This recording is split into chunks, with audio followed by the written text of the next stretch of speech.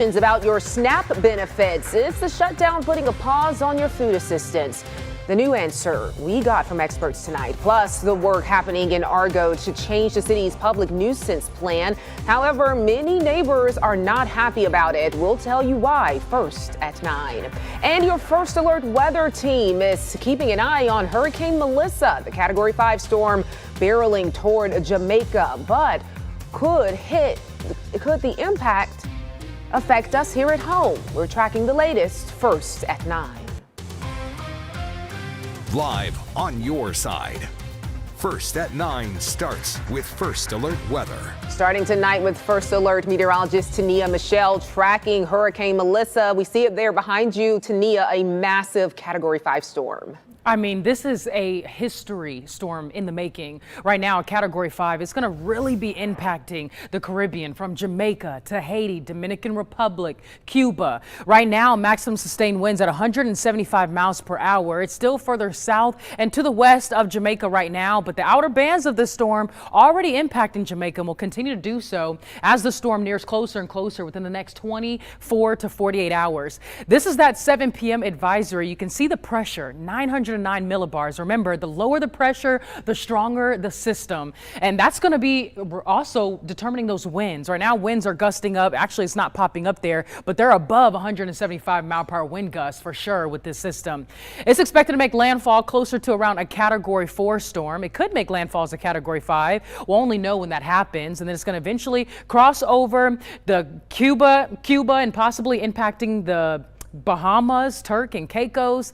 So we're going to keep our close eye on that storm. Thankfully, no impacts from that system here across our area. What we'll be dealing with is maybe some patchy frost later this week. Not from that system, though. But we have declared Friday a first weather day for some cooler temperatures. The reason why is because late Tuesday night and early Wednesday morning, another system's going to move through, bringing us our next chance for rain. We've held about a 40% chance for some showers Tuesday, but during the first half of the day, heading out the door will be mostly dry, very overcast skies. Temperatures by late Tuesday afternoon only in the 60s. We'll talk more about that. Plus, I'll give you a walkthrough of that full 7-day forecast in a bit, but take a full look at temperatures right now. It's pretty chilly outside.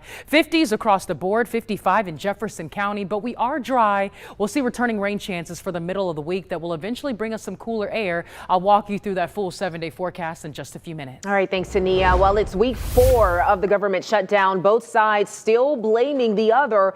Democrats say President Trump is AWOL and should be the one brokering a deal between them and the Republicans. However, President Trump isn't budging. Trump's message to the American people facing financial disaster is greetings from Malaysia. The president should stop focusing on foreign escapades, on ballrooms, on bailouts for Argentina. Democrats should just do a simple extension. The Democrats are holding it up. Now, more than 750,000 people in our state will not get food assistance SNAP benefits next week, and Alabama DHR says benefits are suspended because of the ongoing shutdown. Now, your reporter Bria Chapman's talking with people who rely on this money to help feed their families. The baby's got to eat. It's got to be done. Something's got to give. We got to eat. A man who didn't want to show his face or share his name told me he's worried how long he can go without receiving SNAP benefits. Alabama DHR says funding is suspended for November, and that money was supposed to go out next week. It will impact me because I won't have enough money to get by every month. Social Security only goes so far. More than 376,000 Alabama households depend on SNAP benefits, including over 330,000 children. And this suspension in benefits means already stretched organizations like the Community Food Bank of Central Alabama is preparing to meet a greater need. Beginning of the year, the USDA cut many of the food programs for the food bank, and they cut about 3 million pounds of food, which was 2.5 million meals that we were scheduled to do in 2025. We will probably be feeding less this year. A lot more people would go hungry without having those supplemental benefits to help them budget throughout the month for their food. A crisis created by Congress and the ongoing federal government shutdown as both sides cast blame. Senator Katie Britt sponsoring the Keep SNAP Funded Act to plan to keep benefits flowing during the shutdown. Congresswoman Terry Sewell urging the USDA to release contingency funding. Recipients say help cannot come fast enough. You know, they're playing games in Congress from what I understand. One side wants one thing, one wants another. I'm sure it's just a matter of compromise. They're going to get together on it, but when? Who's going to start? And we want to give you a better idea of just how many people in our state rely on SNAP benefits. About 15% of Alabamians receive SNAP benefits monthly. Alabama gets $140 million each month to pay out those benefits to these homes.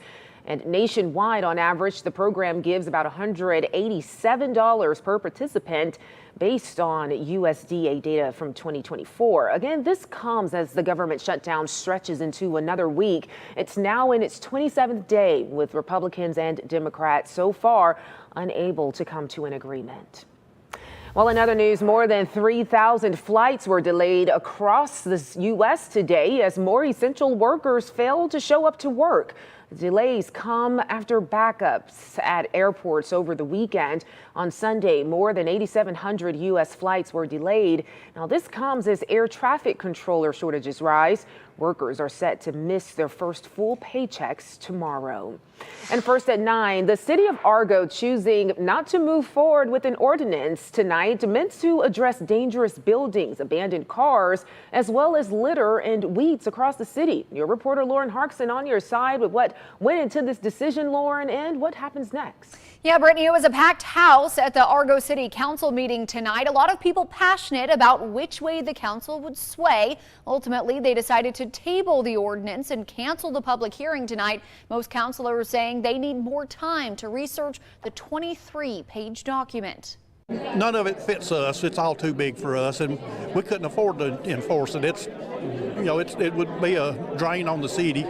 Now that's Corky Massey, who lives in Argo, sharing the same sentiment as most of the city councilors tonight. The ordinance just too extensive for their city, made up of just over 4,000 people. That being said, the council does want to address the problem surrounding abandoned buildings and cars, but in a different way. Because a new mayor and council are set to take over in the next week or so, they're passing the baton. Our team spoke with incoming Mayor Randy Hettich, who says he doesn't want to create legal problems for citizens when they aren't fully versed in the ordinance, and says more research is needed.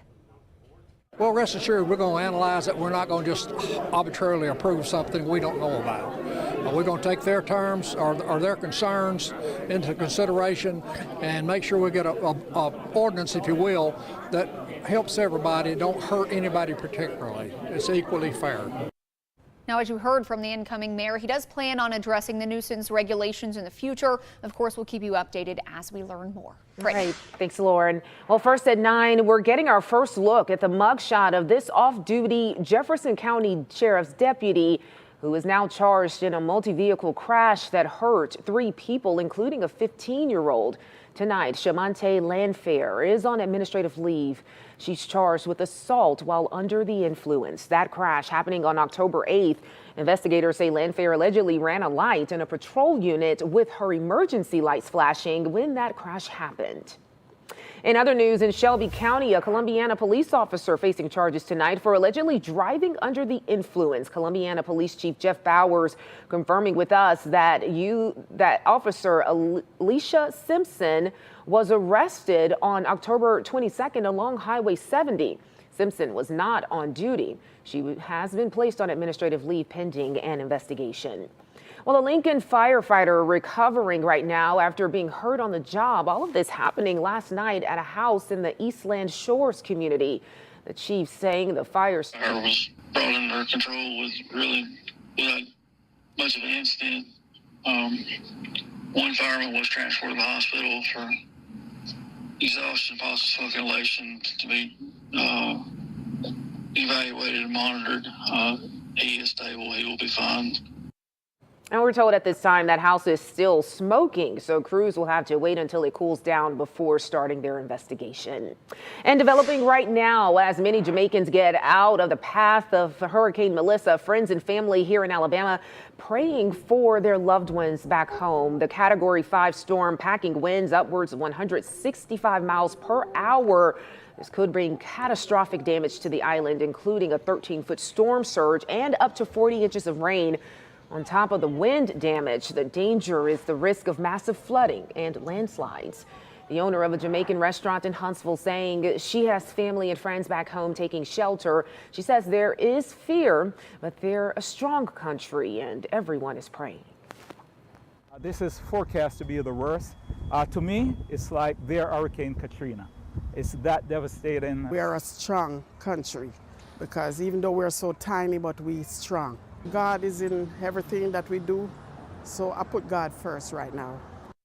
And that storm could hit Jamaica as early as tomorrow morning, coming up at 10.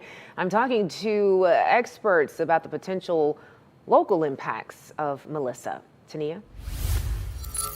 Thanks, Brittany. Here is a satellite imagery of Hurricane Melissa, and you can see just how defined the eye of this storm is. And it's still further south and west. The eye of the storm is further south and west of Jamaica. We're keeping a close eye on this system. And again, a very historic storm that's going to be impacting Jamaica, the Caribbean, Cuba, Turks and Caicos possibly, and maybe even Jamaica over the next couple of days. So this is just nothing to just brush over. We're sending our hearts, our prayers, and our love to those being impacted by this system. And again, if you have family and friends in that area, it'd be good to make sure that they're okay and check in on them. Here's a full look at our Super 7-day forecast here. We're not seeing any impacts from that system across central Alabama, thankfully. Tomorrow and early Tuesday morning, we'll start off in the 50s, maybe some upper 40s. A chilly start. Still recommend the sweater and the jacket. But as we approach the second half of your Tuesday, well, there might be some rain. So you don't want the layers. You don't just want the layers. You'll want a rain jacket or umbrella as well. We're tracking some wet weather again the second half of your Tuesday. First half of the day looks dry, but after lunchtime, late Tuesday afternoon into the evening, some showers moving in further north and west central Alabama, shifting further south and across our area as we approach Tuesday evening. On and off periods of heavy rainfall, some steady rain. It's still beneficial with the drought concerns across the state, so we'll take it. But again, it could be impacting your evening commute and any outdoor plans that you have in place. Early Wednesday, temperatures a few degrees cooler, still going to hold on to those clouds and maybe even some wet weather overnight into early Wednesday. This is by the time you're getting up, heading to work, taking your kids to school, 8 a.m. Seeing some more showers, mainly in East Alabama, but a few passing showers are possible to the west. We'll see another round of some wet weather moving from west to east as we approach the second half of your Wednesday. So expect on and off rain chances Tuesday and Wednesday. Keep the umbrella and rain gear on hand as you'll need it heading out the door. Wednesday night, we catch some breaks. There may be a few passing showers for our far eastern counties. Thursday, and that's really about it. We'll see gradual clearing starting with West Alabama throughout the day Thursday. Those clouds begin to break up. Still going to hold on to some of those clouds for areas to the east, but West Alabama, you'll get some much needed sunshine by the time we reach your Thursday afternoon. So I know you're looking forward to that. Now Friday, what happens is from that system that passes us Tuesday and Wednesday, that colder and drier air filters in, and we really see the effects of it early Friday morning with temperatures starting off in the 30s. It's going to be a chilly one. A cold start and into your week. Halloween morning, it feels like the spooky time is coming, guys. I mean, when you step outside, it almost feels like that time of the year. But here we are looking at early morning temperatures Friday. There could be some maybe a few spots in the low 30s. We're giving a first alert weather day for a potential frost threat. And that's why we've declared that first weather day. But your Friday afternoon looks great. We're dry for Halloween and all the trick-or-treaters. And we look dry for the weekend. Now, don't forget, Sunday, daylight saving time ends. You gain an hour of sleep, though, so that's kind of cool. And we're starting off next week dry with highs back in the 70s. Highs back in the 70s. The car tires are just going through it right now. They really are. Everyone's light is on, unless you have nitrogen. Well, mine's on. I need to put some air in it now. Mine too. You too. You know, it is what it is. It's that time of year, right? Thanks, Tania. Thank you for joining us on this digital edition of First at 9. We have news coming up on TV after Game 3 of the World Series.